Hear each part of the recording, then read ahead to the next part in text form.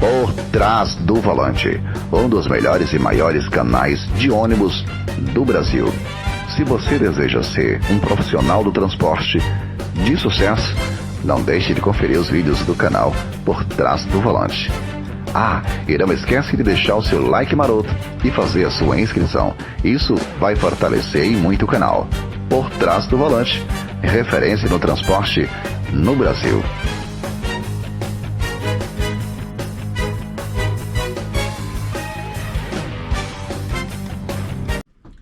Salve, salve, rapaziada, quem fala é o Conde do canal Por Trás do Volante. Hoje, galera, eu trouxe aí um instrutor da empresa, o Leonardo, pra gente bater um bate-papo, né? Conversar um pouquinho sobre esse ramo do transporte coletivo aí. Léo, se apresenta pra galera aí, fica à vontade aí. Bom, rapaziada, tudo bem? Eu me chamo Leonardo, eu sou instrutor, né, aqui de motoristas aqui da Solazer Transporte e Turismo. E a gente, ao longo da jornada aí, a gente foi motorista. Na verdade, no transporte eu iniciei como jovem aprendiz. Fui jovem aprendiz no transporte. Caramba. Jovem aprendiz no transporte, depois eu passei para fiscal, depois a despachante, depois eu fui motorista. Nossa, show de bola, show de bola. E aí, depois de motorista, trabalhei uns anos como motorista, né, de transporte coletivo. Depois eu fiz o curso de instrutor, e aí fui trabalhar com o Centro de Formação de Condutores. E aí, na época, abriu um processo seletivo para o SESC-Senat, aqui do Rio de Janeiro, e eu fui lá, fiz o processo, passei e trabalhei lá na casa durante 4 anos. E o grande debandamento que você teve lá de instrutores foi decorrente à pandemia, né? A gente teve a pandemia que arrebentou com tudo. A unidade, inclusive, ficou fechada por mais de 2 meses. Nossa Senhora. Sem poder ter aula, e não teve jeito, né? A casa teve que dispensar o pessoal, foi dispensado um montão de instrutores. Desde de criança você já almejava ser motorista? Ou... Sim. Sim, né? Pô, quase todo mundo começa dessa forma aí. Rapaz, ó, eu lembro quando eu era criança, passava uma empresa de ônibus perto da minha casa, que era São Jorge. Era uns ônibus vermelho e marrom, cara, coisa horrível. E eu lembro, cara, que o motorista tinha uma alavanquinha laranja assim, que ele virava assim o bagulho, a porta dava aquela tremida e dava aquele batidão. Sei, cara, eu era poxa apaixonado vida. por aquilo ali, eu ficava olhando o motorista. Eu era doido pra você. E eu falava com a minha mãe, eu falei, pô mãe, quando eu crescer eu ser motorista de ônibus. A minha mãe, você não quer ser advogado, não?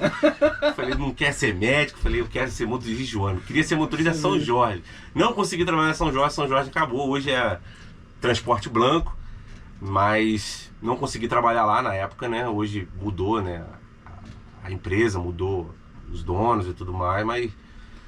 Aí você, então, desde criança se direcionou, vamos dizer, a ser motorista, né? Rapaz, e na verdade, eu sempre trabalhei. Quando eu comecei a trabalhar, tipo, de ajudante de oficina, eu tinha 11 anos. Sim. Aí eu ia pra oficina, porque... Mente vazia, né? Cabeça vazia, oficina do inimigo, né? Aí eu fui trabalhar, quando eu era moleque novo, trabalhei em oficina mecânica até meus 13, 14 anos. Mas você trabalhava na oficina mecânica, mas sempre, né, passava um ônibus ali, você olhava e tal, né? Não, então, na verdade, quando eu fui pra lá, eu dei uma esquecida do ônibus, né? Que eu fiquei carro. E por fim, fui crescendo e desvencilhei de tudo. Começou essa jornada de tirar habilitação, de fazer curso de instrutor, com quantos anos mais ou menos? Não, a habilitação eu tirei com 19 anos. E aí... Quando deu 19 já tirou a habilitação? Tirei a habilitação. Aí, mas não trabalhava na área, né? Uhum. Quando eu fui pra empresa de transporte, que eu comecei a ter o contato com ônibus, né, diariamente, eu ficava assim, cara, que parada maneira, que negócio legal. Eu ainda vou dirigir um bichão desse aí. Pô, tá vendo, gente? Isso que você tá falando, eu acredito que muita gente aí se identifica e pensa dessa mesma forma. Eu acho muito... Por isso que é interessante trazer alguém que hoje é instrutor aí na empresa, para poder vocês terem uma injeção de ânimo para continuar, não desistir, né? Sim, rapaziada, galera, tem que cair pra dentro, tem que acreditar, mano, tem que acreditar. E às vezes, a gente na vida, a gente leva uns 3, 4, 5, 10 nãos para poder vir um sim. E isso faz parte. Verdade. Isso faz parte, a vida não é um morango, né? Eu falo muito isso pra galera Você não tem noção de quantas mensagens eu recebo do pessoal Pô, como é que é esse motorista, como é que é, não sei o que e tal. Eu sempre tive essa vontade de trazer alguém com esse conteúdo, esse pensamento, para poder expressar pra galera como é que se forma, principalmente alguém que é instrutor de trânsito. Galera, quando vocês forem entregar currículo que for chamado para uma empresa, vocês vão ser convocados para fazer um teste. A primeira etapa é fazer um teste, não é isso? Sim. E o instrutor da empresa é o que vai aplicar o teste de direção para vocês. Eu queria que você dissesse um pouquinho para a galera sobre essa questão do teste de direção. Então, sobre o que normalmente a gente avalia, né? A postura, né, do cidadão, quando ele vem se apresentar, a gente avalia bastante como é que ele se porta. Muita empresa tem já como procedimento padrão, quando o cara chega, deixar ele esperando um bocado de tempo para ver qual vai ser a postura dele. Isso de fato, então, realmente acontece? É real. Inclusive, eu fui motorista, cara. Eu lembro que eu estava participando de um processo seletivo numa empresa. Eu não vou dizer qual é a empresa, mas eu lembro que uma vez eu tava aqui um galheirão assim para poder fazer teste, para poder se inscrever, né, e tudo mais. E a gente tava aguardando um tempão e eu vi que teve um motorista reclamando: pô, isso aqui é um esculacho, rapaz. Tá humilhando a gente, tá achando que a gente é bobo. E no meio da gente levantou uma pessoa e era o recrutador. Nossa! Ele levantou ali: gente, ó, rapaziada, tudo bem? Sou fulano de tal. E quem tava reclamando, tal, bicho, já foi descartado na hora. E rapaz, mas eu dei tanto, graças a Deus, que eu não tava perto desses caras, porque eu sou comunicativo. Eu gosto de conversar. A pessoa começa a falar comigo, eu falo mesmo, cara. Eu também falo. Uhum. E nessa situação eu falei, pô, cara, não é bacana a gente estar num processo seletivo, os caras já falando mal da empresa, reclamando, falando que eles são exploradores, são sacana. Eu falei, rapaz... Eu tava falando esses dias aí pro pessoal realmente isso daí.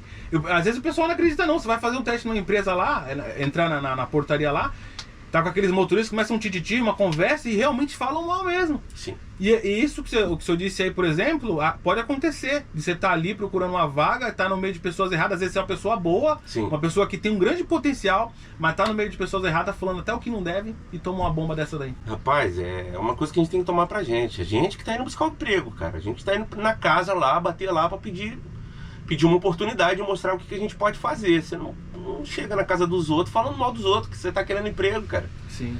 E, rapaz, aquele dia ali eu falei, cara, livramento de Deus, que se eu tivesse conversando também, eu tinha ido junto com a galera. Rodado também junto. Rapaz, Por isso que é importante. Não foi, essa daí não foi a primeira busca de oportunidade, não, né? Já tinha passado por ônibus, já tava com experiência já. E toda essa experiência que você passou, você acredita que hoje, como você é instrutor, ajudou hoje você a se formar, você ter uma mente Sim. diferenciada? Com toda certeza. Porque o instrutor, ele tem que ser diferente apesar de também dirigir, né? Mas tem que ter uma mente diferente, né? Rapaz, o que diferencia o instrutor do motorista? O instrutor, ele decidiu fazer um curso de qualificação. Uhum. Que é praticamente a mesma coisa. Só que o que faz a empresa perceber a pessoa também como instrutor? É muito a postura e a operação do carro.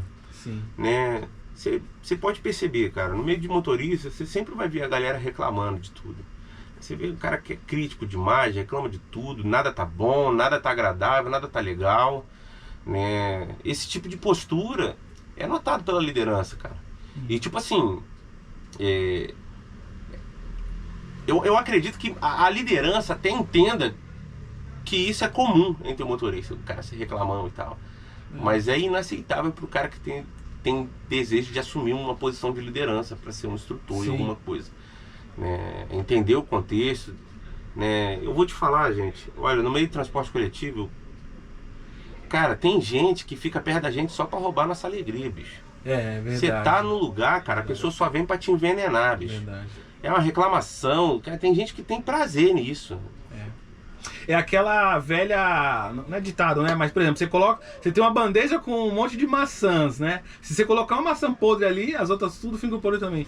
É aquilo que eu falei, às vezes a pessoa tem um grande potencial, quer ser motorista e tá ali, mas tá se envenenando, se contaminando com pessoa que não é positiva, gente, que não te influencia a coisas boas, né?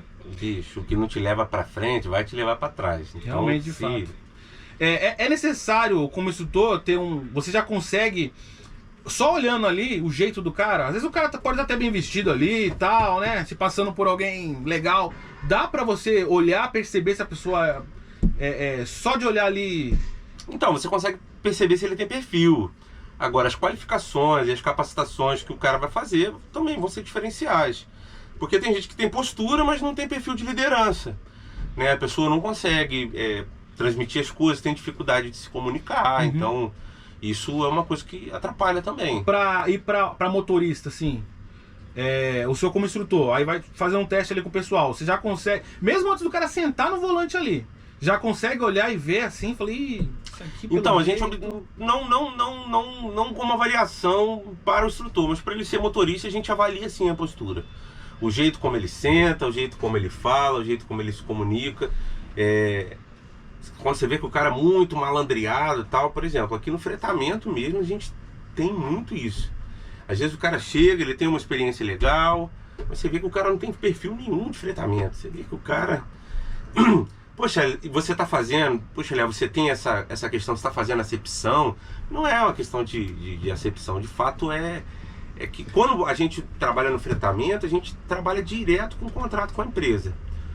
Não é, por exemplo, igual o transporte coletivo, né? De linha, né? Que você tem o urbano e o intermunicipal. Naquele caso, se a pessoa não tiver um bom contato com você, vai ter um outro carro que ela vai viajar e está tudo certo. Só que na empresa de fretamento, normalmente é você todo dia com aquele cliente. E eu vou ser muito sincero para vocês, se a empresa que está prestando serviço, ela não estiver entregando um serviço de qualidade, tem 1 milhão de empresas que entrega. Verdade. Então, o perfil do motorista do fretamento não é só motorista, ele também precisa ser um comercial, digamos assim, da empresa. Eu acho importante o que você falou, eu vou até realçar a questão de... Hoje em dia a gente está vivendo um mundo onde a pessoa até pensa que é discriminação. Não, porque eu estou sendo discriminado pelo meu jeito de ser. Não é pelo seu jeito, não é que você está sendo discriminado. Sim. Pelo menos eu acredito que é porque você vai transportar, dependendo de onde você for trabalhar, pessoas que é necessário. Por exemplo, um motorista executivo, é necessário que você seja um executivo, tenha uma postura. Né? Pelo menos eu penso dessa forma, desse jeito. É justamente isso, né? Porque foi como você falou, não é a discriminação, mas é a questão de perfil.